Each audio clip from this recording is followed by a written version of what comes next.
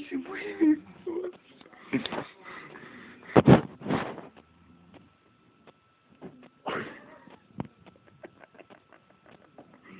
No mames, está cabrón.